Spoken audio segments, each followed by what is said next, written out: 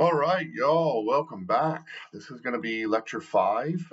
This is going to be Ashutosh Varshney's paper. I absolutely love Varshney's work. I've been reading his stuff for about 15 or 20 years.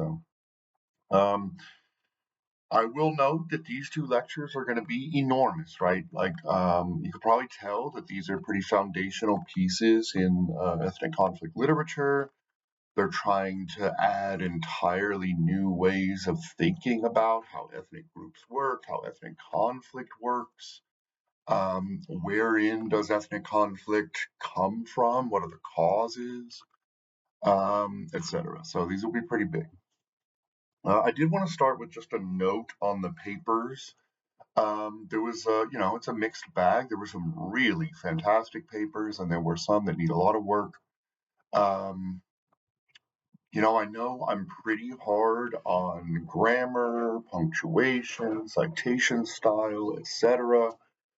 I know that. My courses are not easy, especially my upper level courses. But I take the philosophy that I am here not only to teach you, but to prepare you for graduate school, law school, or upper level government work, right? Why else would you be getting this degree? And in that sense, writing is remarkably important.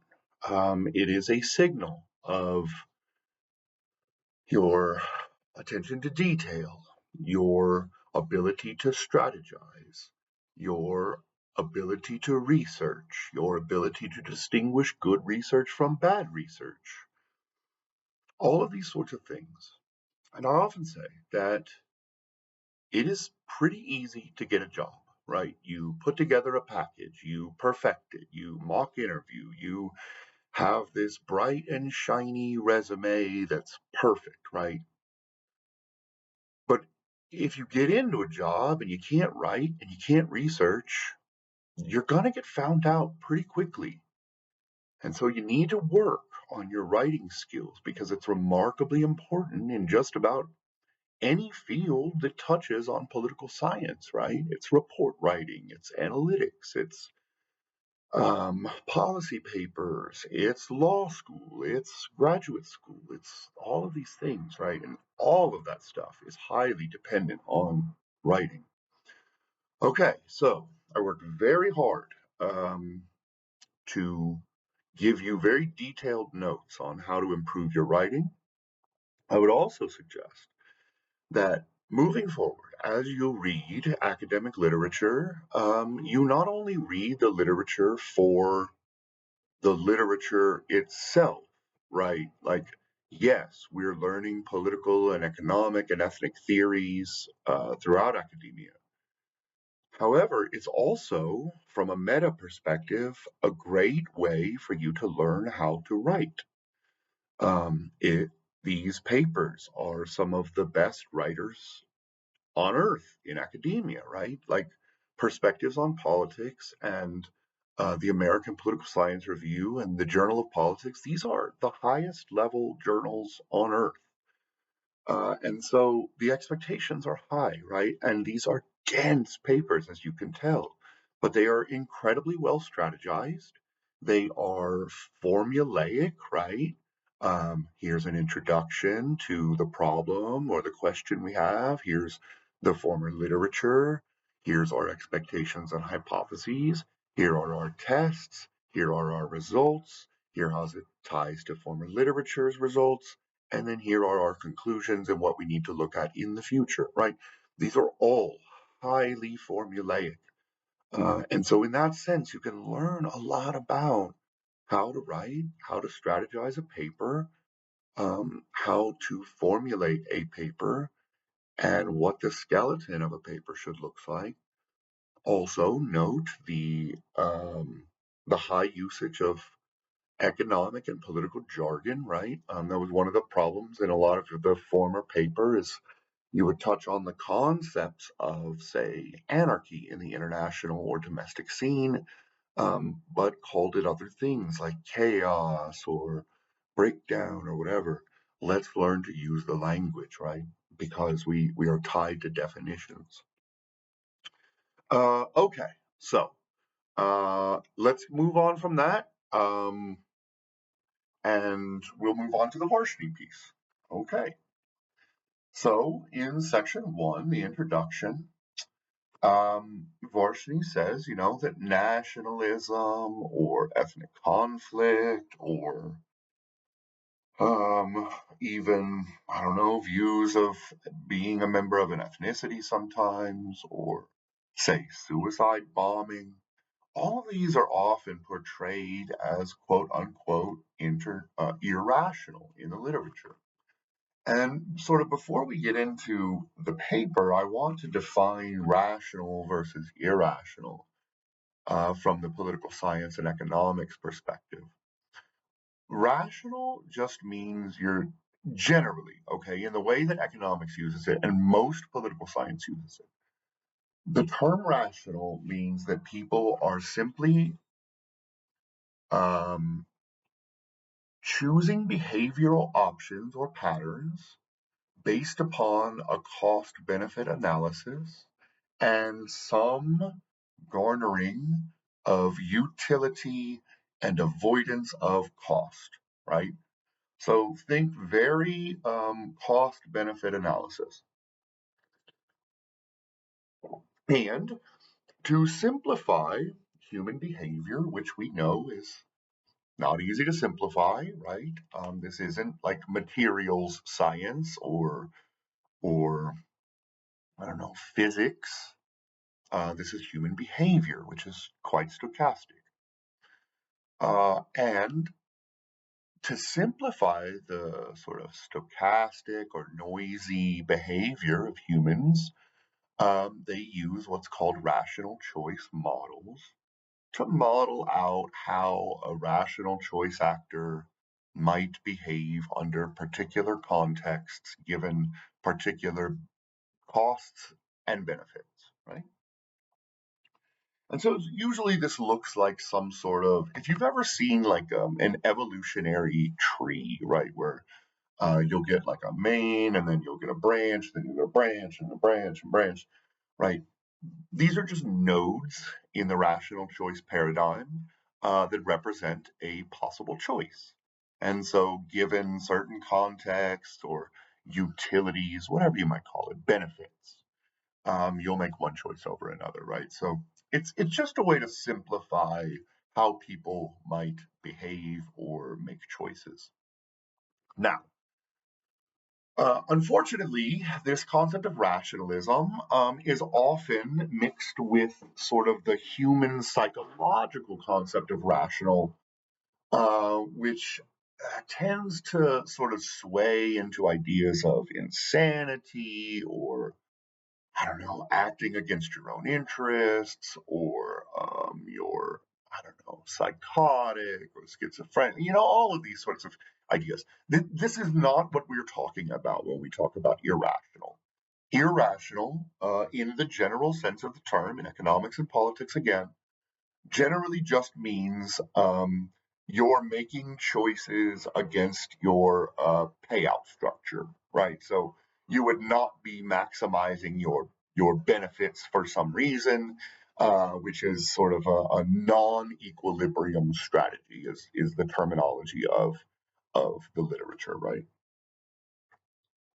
However, Varshney says, look, this term has been bandied about, rational and irrational, etc., but it misconstrues ethnicity and nationalism and human behavior, right?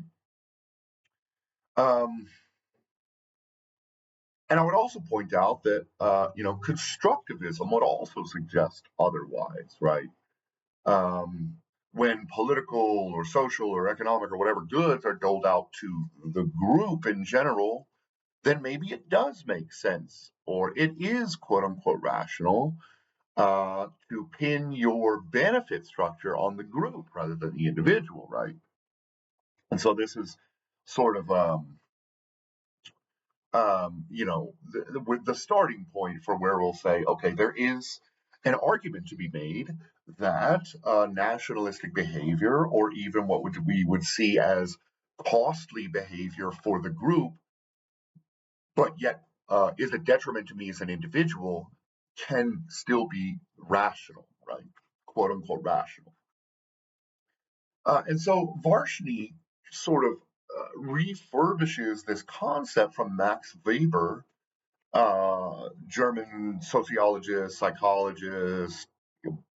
He was really an expert in bureaucracy and how bureaucracy and the executive branch function, all of these sorts of things. But he was a really interesting philosopher who wrote about societal concepts, right? And so Weber actually has a different sort of viewpoint of what rational means, right? And he says, yes, there is this perspective of cost benefit individual analysis, right? That is a concept of rationality, but it is not the only one.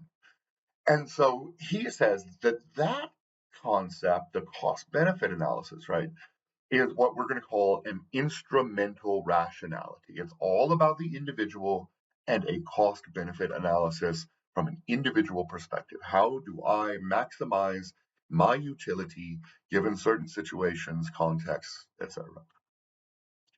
However, Weber also introduces other concepts of rationality. And he has sort of a breakdown of four, but the paper in Varshney is only going to focus on two, right? So we have instrumental rationality, which is cost benefit, individual level analysis. And then we have what's called value rationality, right? And he gives the quote here. And like I said, definitions are important, so I want to read you the whole quote. Value rational behavior is produced by a conscious, ethical, aesthetic, religious, or other belief independent of its prospects of success, right? And so the idea here is that there is something deeper in humanity, human psychology, etc., um, than a simple cost benefit analysis, right? Like, that's not, yes, the mind does work that way, right? Like, humans are trying to maximize their utility generally. However, there are other foundations for behavior and thought and action, right? There's religion. There's, even like if you're not religious, there's like secular humanist philosophy, right? There are sort of aesthetic ideas from art and culture. There are linguistic differences where, like, we literally cannot translate certain phrases to different cultures, right? Or we may not have words for them. So we can't even have that sort of value rationality. So it's really interesting, and it brought up some, I guess, tangential thoughts about, in one of my other courses, political philosophy, we talk about the anti-colonialist movement and a book by a man named Fanon, who was a rebel fighter and a philosopher, and wrote a book called On Violence, right? Um, and there's some really dark and nasty stuff in there that you would also think would be detrimental to an individual human. The violence that he calls for, the group violence, so that everyone owns a bit of the responsibility for murdering members of the other groups. These sorts of ideas, they can devastate a human. It can lead to your own death, obviously. It can lead to your torture. It can lead to psychological damage of sort of untold proportions, right? To do that sort of violence to another human, or to be forced by your fellow clansmen to do that sort of violence to another human, so you're not seen as weak or disappointing your fellow co-ethnics or whatever it might be, right? There's some dark shit here. um, it also made me think of a scene in Ernest Hemingway's For Whom the Bell Tolls, which is a phenomenal book about the Spanish Civil War. where the main character is a dynamiter, basically fighting for the communists or the rebels against the fascists.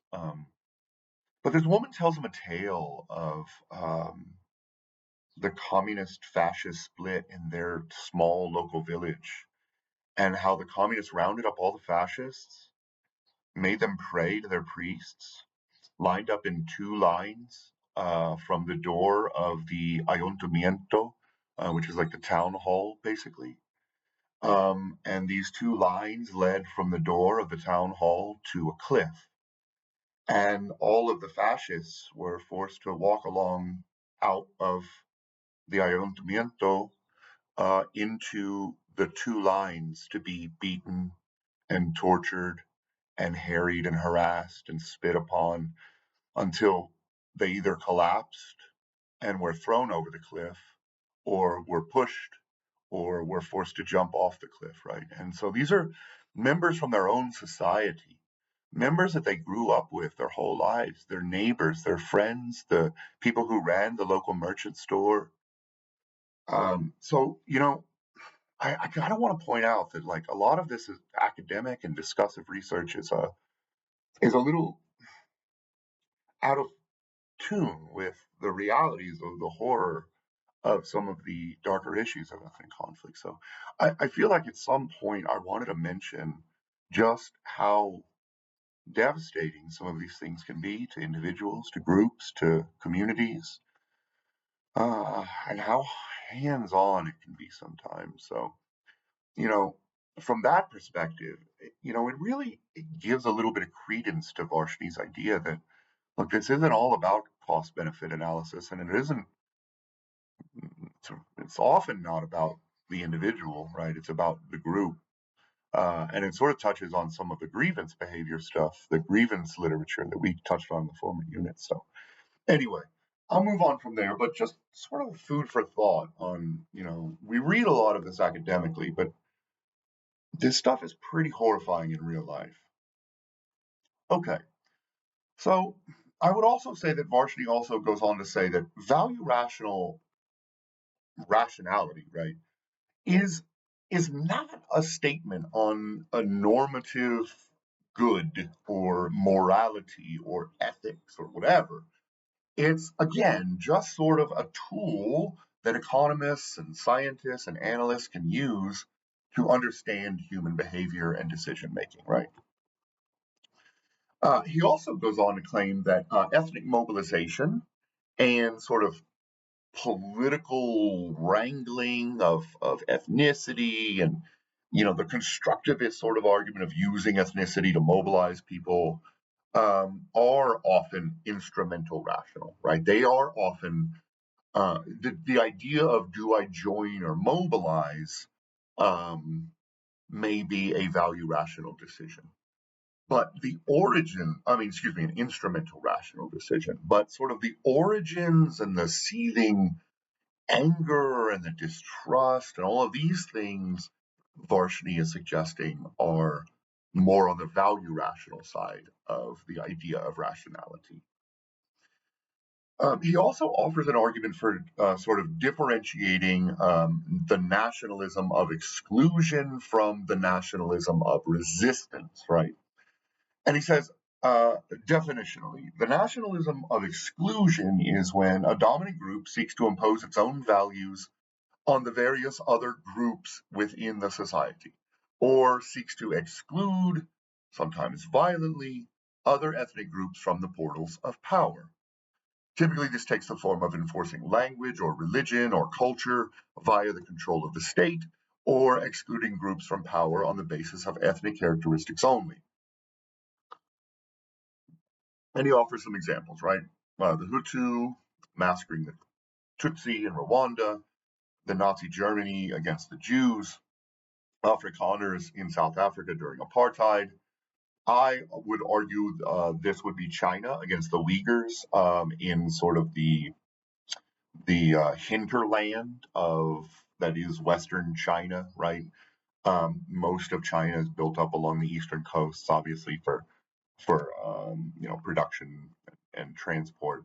but much of the Western China is very undeveloped. That's where you find most of the non-Han Chinese people. There's obviously problems there on the borders with India, with Tibet, with Nepal, with the Muslim Uyghurs in China who are being sort of round up and quote unquote re-educated.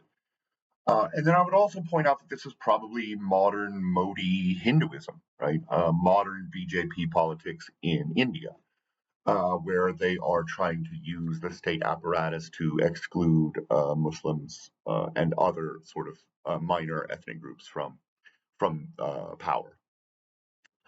Okay, so that's the sort of politics of exclusion or the nationalism of exclusion. On the other hand, we have the nationalism of resistance. This is where a dominated group opposes such a move and seeks to preserve its cultural identity and resist the hegemony and power of the dominant group. So, this is sort of the flip side of the nationalism of exclusion. This is where the minority group, whether that be numerically or power wise, whatever it might be, resists, right?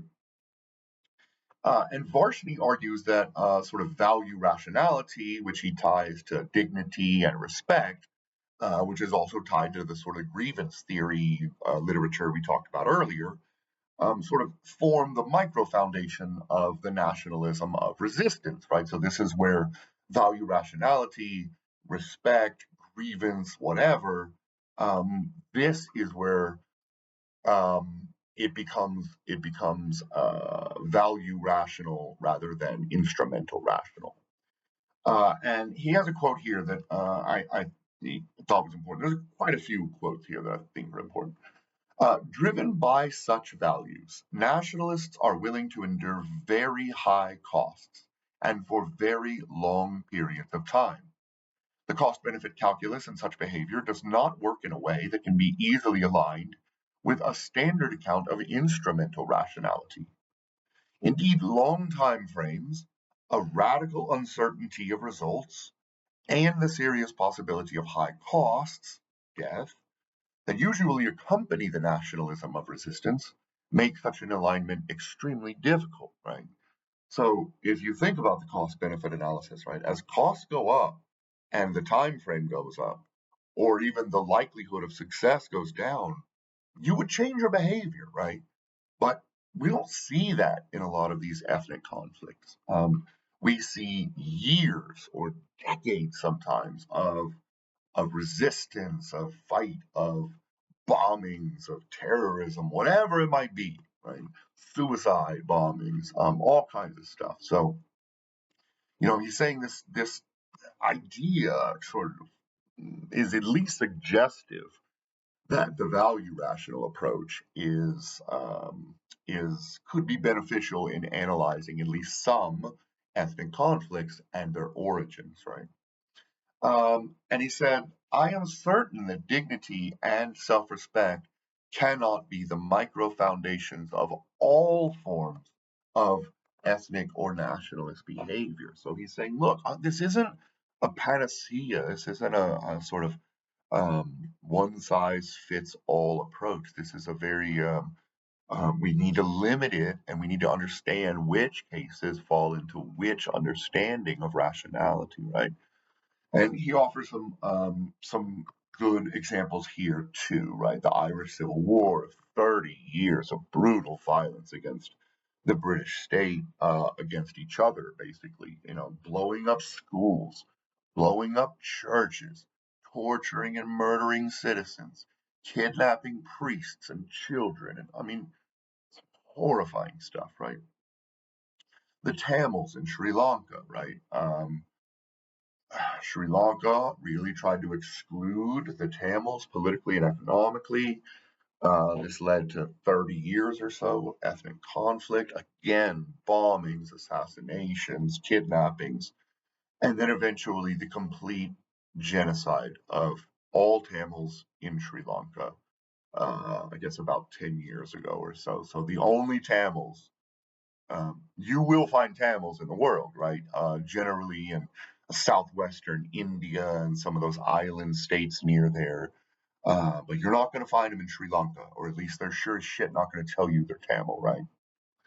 And there are arguments for Ukraine today, right? It's hard to argue that, I mean, even from day one, that Ukraine could ever win this war against Russia, right?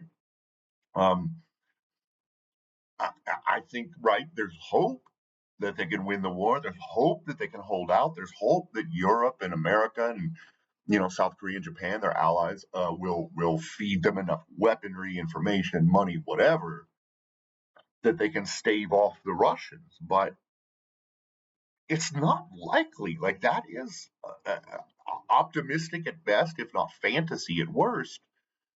And so, the incredible drive that the Ukrainians have had in especially like what would you call it, recruitment, has been pretty impressive, right? Especially given again that you're probably going to die or suffer some horrifying, crippling explosion, or something, and you're probably not going to win. So again, all of these sort of suggest that this is a good sort of analytical framework for understanding at least these sort of resistance movements.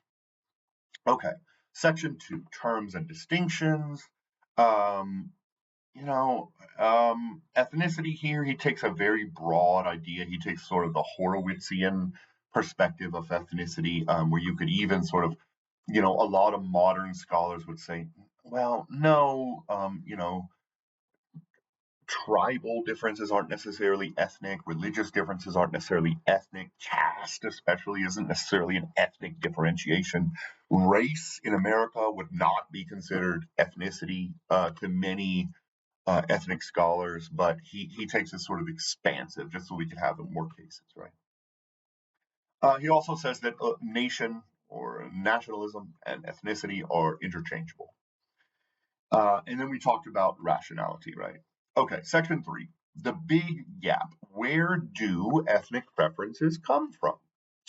So he says, look, there are problems with the constructivist argument, right?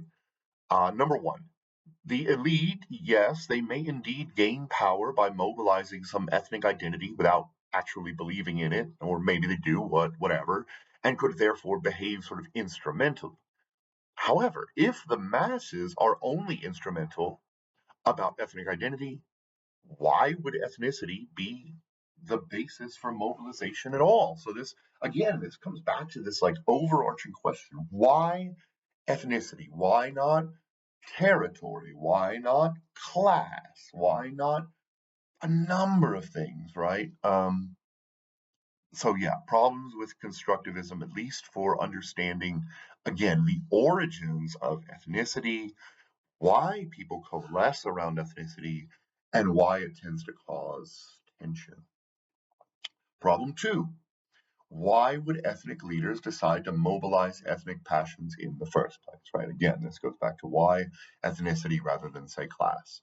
Number 3, why do these leaders think that ethnicity and not economic interests is the route to power? Number 4, if economic interests coincide with ethnicity, which it oftentimes does, right? Why choose ethnicity rather than economic interest? Okay, section 4, epistemological comforts of home. Excuse me.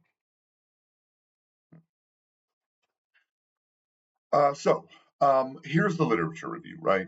There have been former attempts to explain ethnic mobilization with instrumental rationality models, right? Or rational choice models, as we tend to call them in political science. So Hardin's famous paper from 1995 says that self-interest and group interests can be aligned instrumentally for 2 reasons, right? First, those who identify strongly with the group may gain access to positions of power under the control of the group. And second, the group provides a relatively secure and comfortable environment. My note here is this is really vague. Ambiguity and science don't mix well. So I have problems with this. Okay. Um, Number 2, according to Hardin, the issues can't be described by the prisoner's dilemma, right? Where it is rational to defect. It cannot be described by the collective action problem, where it is rational to free ride, right?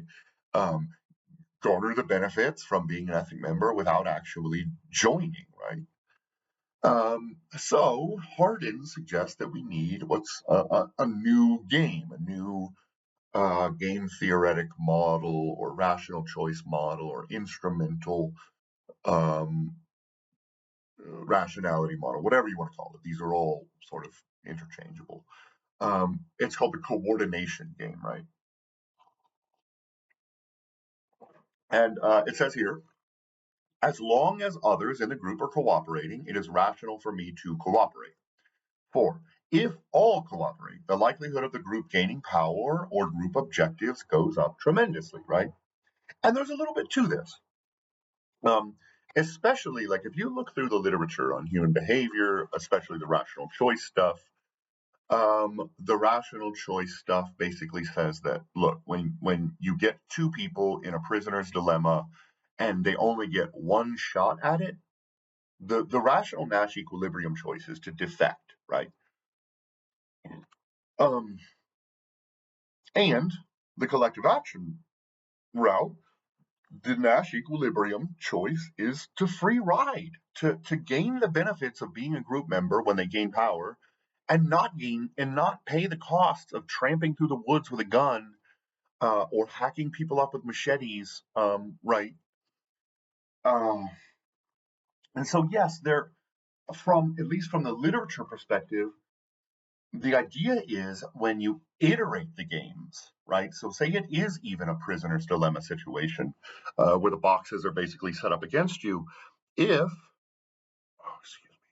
the game is repeated, what is called iterative, and we can have information about how each round goes, right?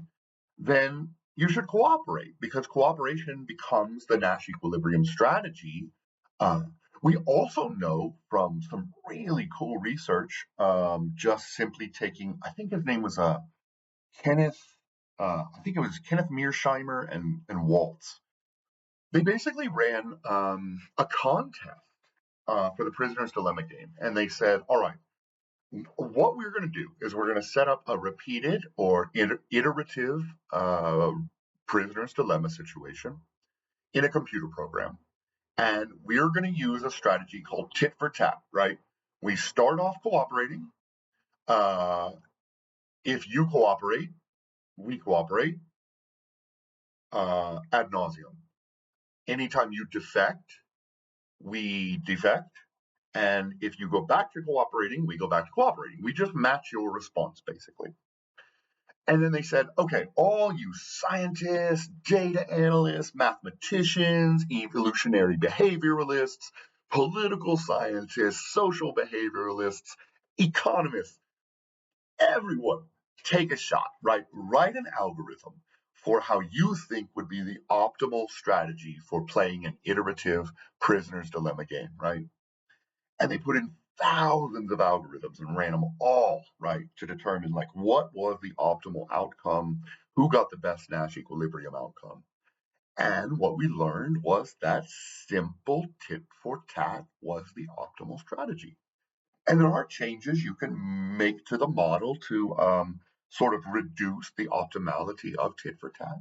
But we learned that tit for tat, simply opening up with cooperation, and then matching every single move that you make with a mirror is the optimal strategy given thousands of different iterations and algorithms on how this could play out. So this has implications for political science, economics, cooperation, government, evolutionary biology, all kinds of stuff, right? So it's really, really cool. And then Hardin also adds, power based in cooperation is quote unquote super additive. It adds up to more than the sum of the individual contributions to it. Okay, the final point that Hardin makes, number 3, is that you have to have a focal point, right? He says all one needs to keep the coordination game going is, quote, a charismatic leader or a focus, and a mechanism through which information about others cooperating is provided, right? So there has to be some sort of information dissemination mechanism. Coordination power is a function of reinforcing expectations about the behaviors of others, right? Okay, so that's Horton's research, really cool research. However, Varshney has some problems with it, right? He says, first, it is not clear why it is rational for me to cooperate when others cooperate with one another, right? And he says, look, this is still the free rider problem. You can still garner benefits without like paying the cost of mass mobilization, without wearing a soldier outfit and tromping through the woods with machetes or a machine gun, right? Um, like if your group gains power, you're still going to get the benefits without paying the cost. So it doesn't really still explain like why would I cooperate? Why would I pay the cost of quote unquote joining when I don't really need to, right? He didn't overcome the problem. He just basically said like it doesn't fit this, but he doesn't he doesn't overcome the issue. He says, for if they are cooperating and if coordination power is super additive, then my group is likely to come to power anyway, and it's rational for me to free ride. Alternatively, there's also the idea that some of those groups' aspirations won't come to fruition, right? Like, not every resistance group wins. I just pointed out the Tamils in Sri Lanka were wiped off the face of the planet, basically. Every one of them was killed. Um, they won't gain power, and joiners can potentially pay the ultimate price of failure, like genocide, right? Or like if you were Jewish under Hitler, why the hell would you put your neck out there and say, I'm Jewish and I'm going to join a Jewish organization? That can be dangerous, right? For this to work, there must be a monitor to ensure that non joiners do not receive the benefits, right? If our group succeeds, there has to be some semblance of you don't get to share in the benefits, right? Um, so this sort of brings in the tragedy of the commons problem, where you have to have some I don't know, supranational, not supranational, but some sort of overarching organizational principle that can monitor whether people, if you join, you can get behavior, you can get benefits. If you didn't join, then you're restricted from benefits, right? But again, that could look a lot more like coercion than an actual choice. And so it doesn't really fit, right? And you can actually see this in the real world right now in Myanmar, where some of the Rohingya Muslims are not only joining resistance or rebellion groups against the Burmese state or whatever, but are also beating, kidnapping, torturing, and sometimes killing their own ethnic members to force them to join the resistance, right? Uh, and so, from that perspective, like, I don't know, this isn't a choice, right? And so it wouldn't fit into the models of Harden. Okay. Furthermore, it's really hard to imagine how sort of in-group policing would work at a massive scale, where you would have to identify every individual ethnic group member and who does and does not participate, right? Because yes, we will know, say, you're not a soldier for the movement or whatever, but there are other sort of quieter or unseen ways of supporting movements, right? You can harbor soldiers or hide them from the police. You can provide weapons. You can provide food. You can provide underground networks for resistance or troop movement or border crossings, etc. You can provide medical help. So there are a lot of ways that are harder to measure on whether you paid a cost, say, to join an organization, so you deserve the benefits, right? Like it's hard to imagine that that would work on a grand, say, national level or even regional level, right? Okay. Moving on, why should we conceptualize this particular ethnic problem, right? The sort of nationalism of resistance, um, as a coordination game, when nearly all other ethnic problems in the literature uh, are not given this sort of special carve out, right? And are generally examined through the self same collective action, free rider, prisoner's dilemma lens, right? And so he's saying, if you need, he's saying this isn't necessarily the case. Like, sure, Hardin could be right. This could be a special case, but we need special levels of criticism and inspection for those claims of this is a special case, right? And Hardin's answer basically is just that, ethnicity is a special case, right? It's this sort of circular logic, right? It is ethnicity, so it's special because it's ethnicity, because it's special. Right, it's very recursive. And Varshney actually agrees that it is a special case. And he says, Hardin is right, but we need a lot more information about why, how it works, what are the micro foundations, all of these stuff that make ethnicity a special case to be looked at or analyzed through a different lens than, say, class or some other organizational mechanism, right? Okay. So, section 5, we finally are getting into the meat of sort of the micro foundations, right? He says there's two essential questions we're asking here. One, why cannot instrumental rationality in and of itself suffice as a basis for human motivation, right? Number two, how and why does culture become a source for group conflict? Okay, section 5A. Why culture or religion? Philosophically, pure self interest is not an intrinsic good, nor is it a moral standard or I don't think there's anyone out there saying like, maybe Ayn Rand, get yours, boy, and fuck everybody else, and that's 100% the moral thing to do, right? That's a pretty tough argument to throw out there and have, common people just say, oh yeah, that makes sense.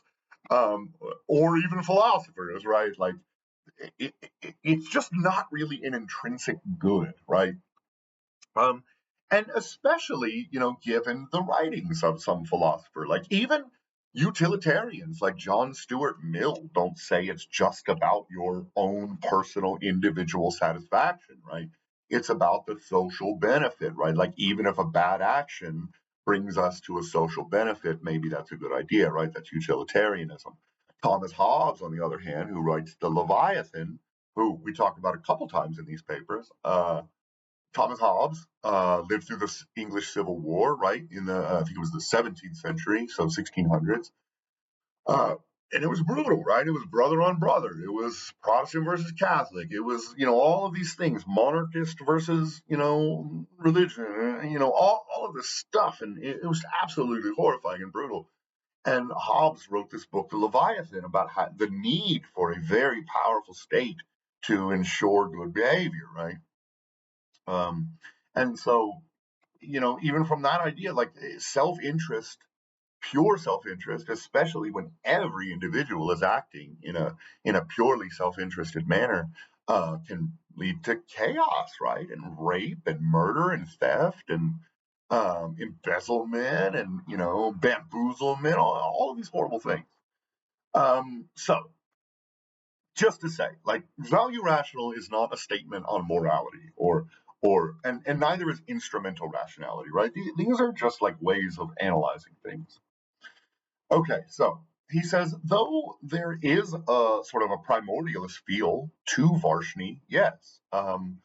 It's about sort of degradation, it's about grievance, it's about self-respect, it's about these sorts of things. He says, it does sort of feel primordialist, but it's not primordialism, right? He says, volition in the realm of culture and identity is indeed possible. Culture, ethnicity, and nation can be and are often constructed. All of these identities were constructed, but the point to note is that they were not constructed on a clean slate.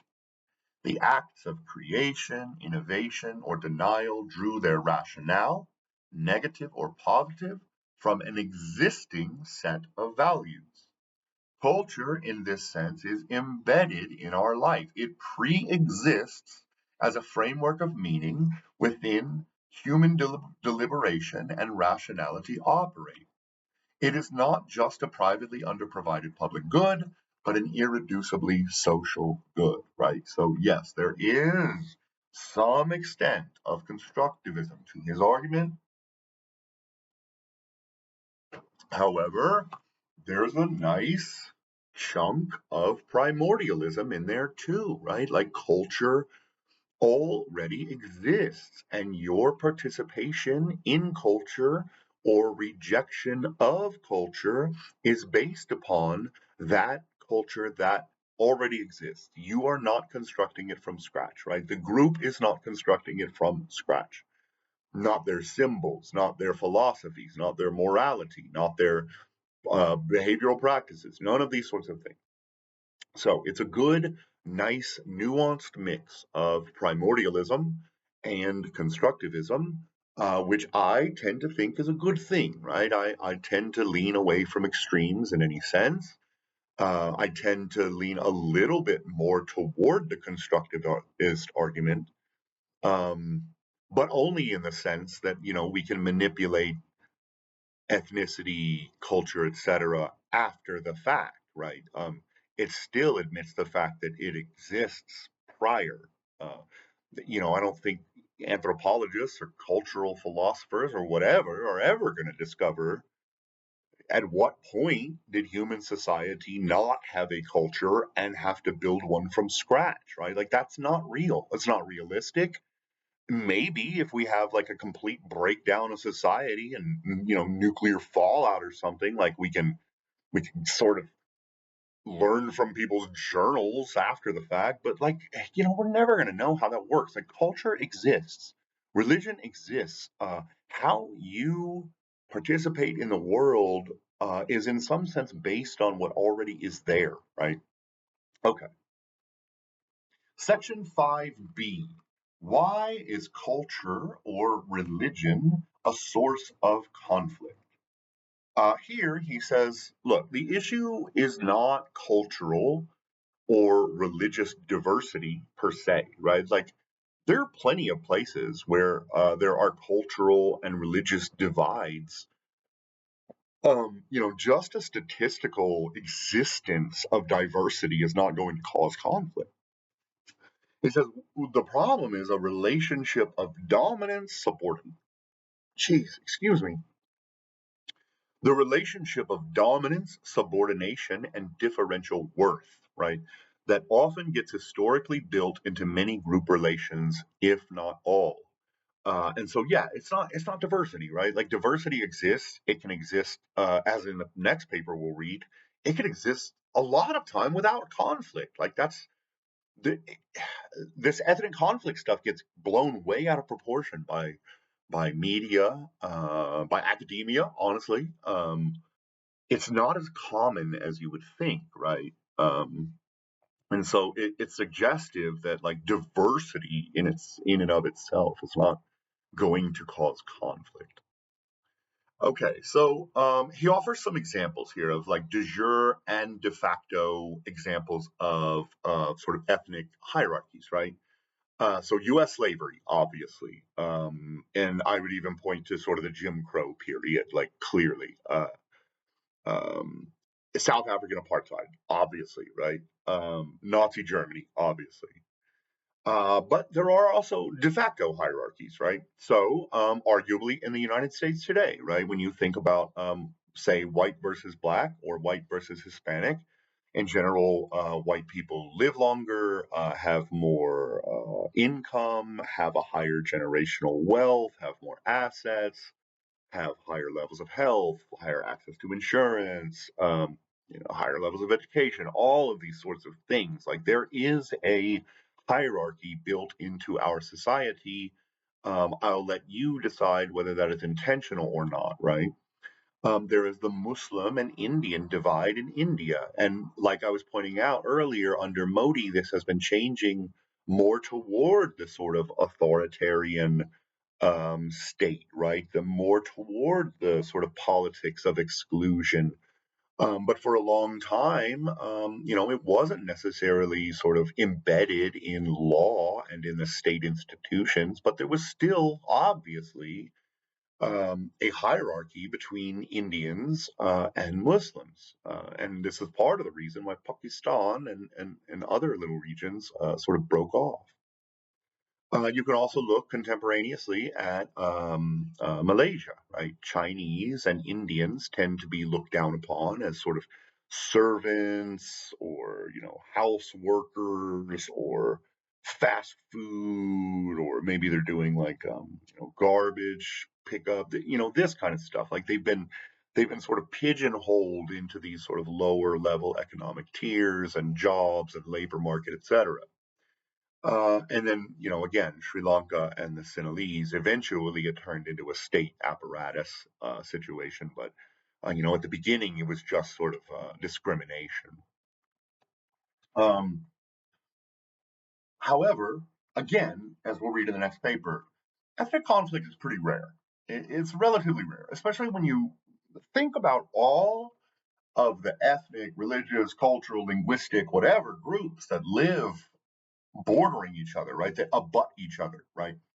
Um, there are thousands, arguably, across the planet, right? And there are not thousands of breakouts of ethnic conflict every year, right? So ethnic diversity is highly likely, while ethnic conflict is pretty rare given just the statistical proportions, right?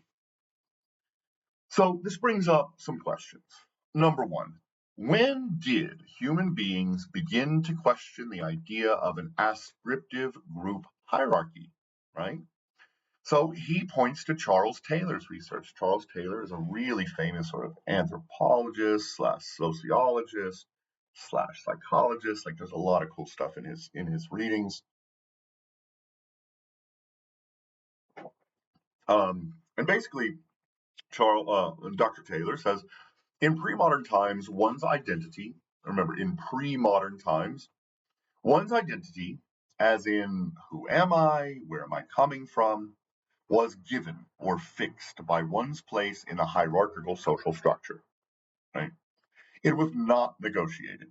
The rise of modernity, on the other hand, has led to an increasing decay of traditional social hierarchies, ideationally and or structurally. As a result, for the first time in history, a new individual motivation has arisen, some self awareness of dignity. One does not take one's station as inevitable.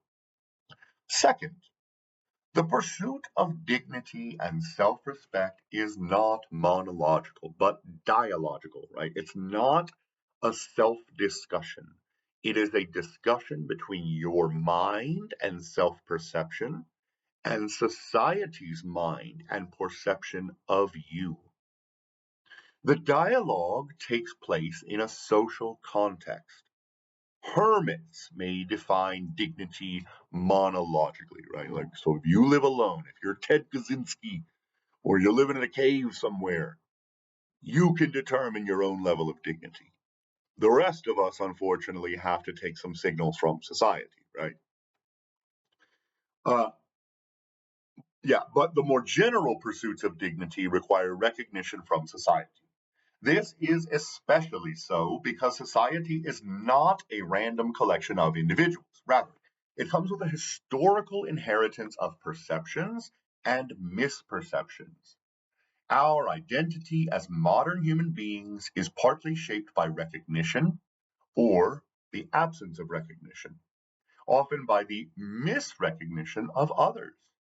And so a person or groups of people can suffer real damage, real distortion, if the people or society around them mirror back to them a confining, demeaning, or contemptible picture of themselves. Non recognition or misrecognition can inflict harm, can be a form of oppression, imprisoning someone in a false, distorted, and reduced mode of being. Interesting stuff. An individual may end up defining a core of her identity in terms of her group because she is defined as such by society, right? This is where sort of stereotypes come in, right? A definition over whose origin she has no control, but one whose reordering will not take place unless efforts are made to compel society to change its recognition. The question is not simply one of waiting for others to launch the effort and taking a free ride. So, this is where we're getting over the free rider problem, right? The individual would like to participate in the effort because she cannot live a reduced mode of being. She would feel less of a human being or not able to respect herself if she did not participate. Her self respect, her dignity is involved. And finally, by starting with individuals and not the cultural and historical inheritances and power relations within individuals, within which individuals may be embedded, a typical rational choice account misses much of what motivates ethnic or nationalist behavior. So, sort of ending with a criticism on the instrumental rationality. Okay, section 6, value rationality and ethnic mobilization. So far, we've been discussing group feeling and ethnic resistance, right? How are these micro foundations and mobilization related? So, first, Varshney says a critical mass of individuals having a strong group identification is all that one needs to explain the origins of ethnic mobilization. Strong identification of all with the group is not necessary. Value rational micro foundations thus overcome the principal difficulty faced by a purely instrumental explanation. Second, depending on how the dominant groups and the state respond to the critical mass, mobilization itself can be identity forming for those who did not initially participate in it. Hegemony may give way to an assertion of self respect. And he offers the couple of examples here. He says, look, if you look at the Amritsar massacre in India, where the state or the Brits basically um, were called out, the soldiers were called out to end a protest. There were thousands of protesters. There were hundreds of shooters. They just stood in a line and repeatedly shot down line after line after line of calm, nonviolent protesters walking toward them, right? And this kicked off a massive movement. This is widely cited by Mahatma Gandhi himself as the reason that he got into the nonviolence movement and civil disobedience, right? The civil rights movement in the United States can be the same, right? Like civil rights had a difficult time at first mobilizing people. Because not only because you got to pay a cost to mobilize, you got to put in your time and effort, but also it could cost you your job. It could get you beat up. I mean, people were throwing bombs into families' windows. They were burning down churches. Right? This was not a safe thing to do always. But as video of police beatings, uh, firemen hoses, dogs, police dogs being sicked on non-violent protesters and marchers. It really started to snowball, right? Where people wanted to be part of the movement. They were affronted, they were disgusted, right? And they felt like um, this movement, as it was growing, gave people a growing sense that they wanted to be a part of it. Okay, finally, number three. A conflict cannot take place unless we also factor in the behavior of the dominant groups. The dominant groups typically have three options, right? And I would point out before we go into this that this comes from the democratization literature, right?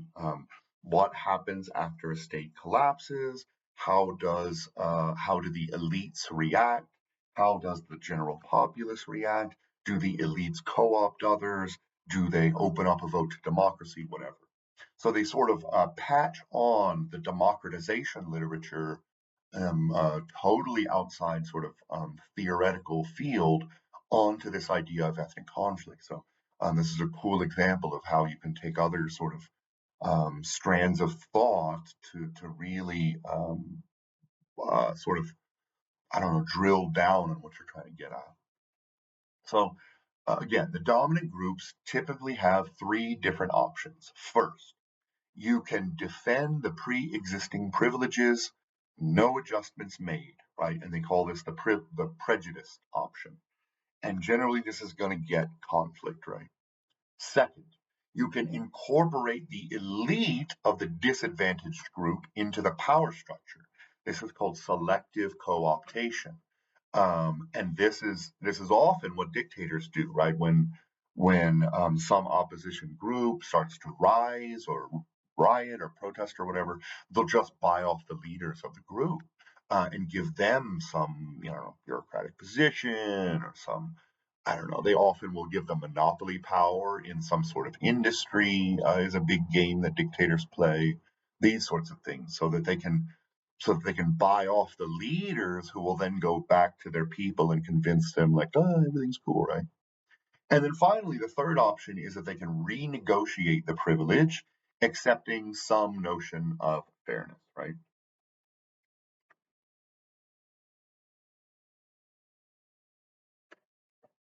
Okay, section 7. I think this is the final section. I know this is a big one, right? Three kinds of ethnic and nationalistic behavior. Case number one, the pure case of value rationality.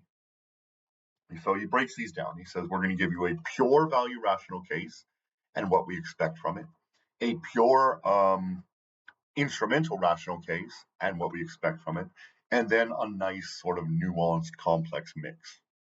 So, the pure case of value rationality. Varshney says, martyrdom is the pure form of value rational behavior. In such cases, no cost, including death, is considered too high by an ethnic partisan. Martyrdom can be instrumentally beneficial for the group, for it can touch off strong emotions, raising the level of group consciousness. Indeed, collective martyrdom or martyrdom of an important leader of the group can be a tipping point in group consciousness and mobilization. And I actually wanted to point out here that I don't think he went far enough in his statement. He says collective martyrdom, right? Like, so we need a multitude of our members to have been martyrs, or some important leader of the group to have been some martyr. For group consciousness to tip over in a tipping model, that's actually from a lot of healthcare research, the tipping model, anyway. Um, and that's where you get the tip. However, recent circumstances suggest otherwise, right? Look at the George Floyd case.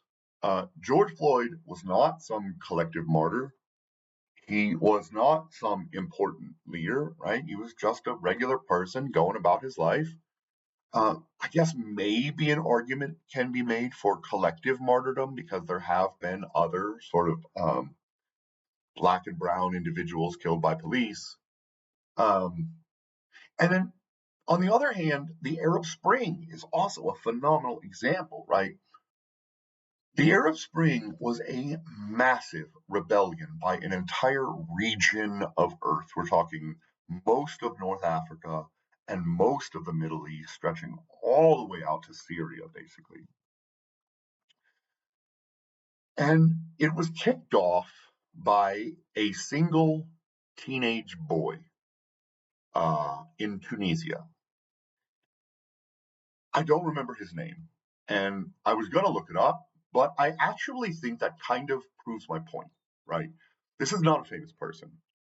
This was not a leader of some group. This was not collective martyrdom. This was just a young teenage boy. I think he was around 16 or 17 years old. He was trying to sell some vegetables at his local market. The cops came and fucked with him. And there are differing reports, right, about whether they beat him up, whether they just ran him off the square, whether they stomped all his wares. Like we really don't know what happened. What we do know what happened is that the kid was fucking sick of it, right? And he went home and grabbed a can of gasoline and went back to the market and dumped the gasoline all over himself and lit himself on fire and died in the square, right? And the video of this young man self-immolating hit the internet and spread like wildfire. No fucking pun intended, right? Um, and people lost it. Uh, Multiple regimes were overthrown. Egypt, Tunisia, um, Libya, Gaddafi in Libya. Syria had a 10-year civil war where Iran and Russia basically had to prop up Assad for him to stay in power. Um, Lebanon had problems. Jordan had problems. This was a major thing, right? Millions of people out on the street, rebelling, protesting, lighting things on fire, all kinds of stuff, right? So, I would say that, like, I don't know if this is a modern trend that is because of social media and its availability and the ubiquity of cell phones in like even the poorest Africans' hands, or if this is something that has sort of always been in the background and I'm only sort of aware of these more contemporaneous modern cases. But again, I don't think Varshney went far enough. I think that and I don't know what it is. I don't know what calls out one case over another. But sometimes something really hits the society's consciousness and kickstarts a massive movement. And it does not have to be a mass martyrdom or a leader, right? Okay. Case two, the pure case of instrumental rationality. So, again, this is the rational choice, this is the um, cost benefit analysis. Under a purely instrumental rationalist account, there are only two rational conditions for joining ethnic mobilization. And this comes from a lot of the literature, actually. This isn't just a Varshney stating this. Number one, when nationalists are already close to capturing power and much can be gained or losses can be cut by joining the bandwagon, right? And so we do know from a rational choice perspective, like there is a tipping point where mobilization suddenly becomes beneficial for you. And then number two, when law and order have broken down, ethnic animosities have soured group relations, and even neighbors of long standing but belonging to a different ethnic group can't be trusted, creating a sense of the security dilemma, which we just talked about, for individuals and making preemptive violence against neighbors of a different ethnic group an exercise in personal security, right? So again, goes back to the security dilemma. Even if we don't have bad intentions towards each other, there's a lot of fear, misunderstanding, and perhaps the rational choice is to kill you before you can kill me, right? And then finally, in case three, where you have value rationality and instrumental rationality mixed together, Varshney claims that this is where most ethnic conflict actually occurs. And he gives a nice little table one, which you should look at. Okay, that's enough from me. I will do my absolute best to get lecture up today, but I think it's probably going to be Sunday. I truly apologize, but it's my daughter's birthday today, and I'm taking her out of town to Abilene to the zoo for the weekend with a friend. And so I'm going to try my best to have the next one up probably Sunday. All right. Thank you all so much for being with me. Apologies for the length of this one, but again, these are incredibly dense papers. Have a great day.